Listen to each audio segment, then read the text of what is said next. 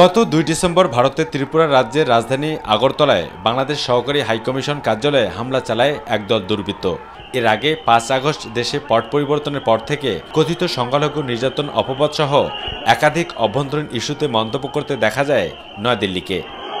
আর এই প্রেক্ষাপটে ভারতের ত্রিপুরা রাজ্যের আগরতলায় বাংলাদেশের সহকারী হাইকমিশনে হামলা ও জাতীয় পতাকা অবমাননা এবং সাম্প্রদায়িক দাঙ্গা সৃষ্টির অপচেষ্টার প্রতিবাদে ছাত্রদল, যুবদল ও স্বেচ্ছাসেবক দল যৌথভাবে ভারতীয় হাইকমিশনে স্মারকলিপি প্রদান কর্মসূচি ডাক দেয়।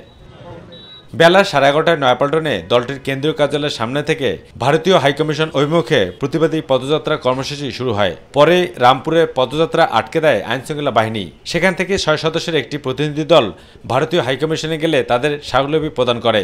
বেলা ১:৩০টায় ভারতীয় হাইকমিশনে স্মারকলিপি প্রদান করে দলের ৩ অঙ্গ সংগঠনের ৬ সদস্যের প্রতিনিধি দল। যে হামলা করেছে, বাংলাদেশের পতাকা পুড়িয়ে দিয়েছে, আমরা এটা প্রথম থেকেই তীব্র নিন্দা এবং ধিক্কার জানিয়েছি। প্রত্যেকটি অপপ্রয়াস, ভারতের অপপ্রয়াসকে আমরা তীব্র নিন্দা জানাই। প্রতিবেশী হিসাবে ভারতকে আমরা অস্বীকার করতে পারবো না, কিন্তু অবন্ধুসুলভ আচরণ থেকে তারা যাতে বিরত থাকে এটা আমরা বরাবরই বলে আসছি। ভারতের আগরতলায় সহকারী হাইকমিশনে হামলাকালে দেশটির আইনশৃঙ্খলা রক্ষাকারী বাহিনীর নীরব ভূমিকা উঠে আসে স্মারকলিপিতে।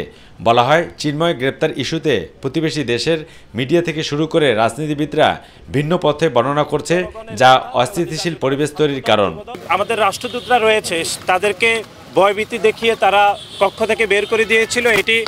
যেটি ভিয়েনা কনভেনশন 1961-এর সুস্পষ্ট লঙ্ঘন 26 ধারায়, সেটি আমরা এখানে আমাদের স্মারকলিপিতে সেটি আমরা বলার চেষ্টা করেছি।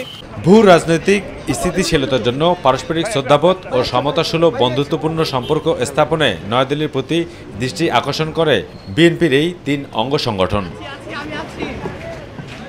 অবু সৈয়দ অপু, মাই টিভি, ঢাকা।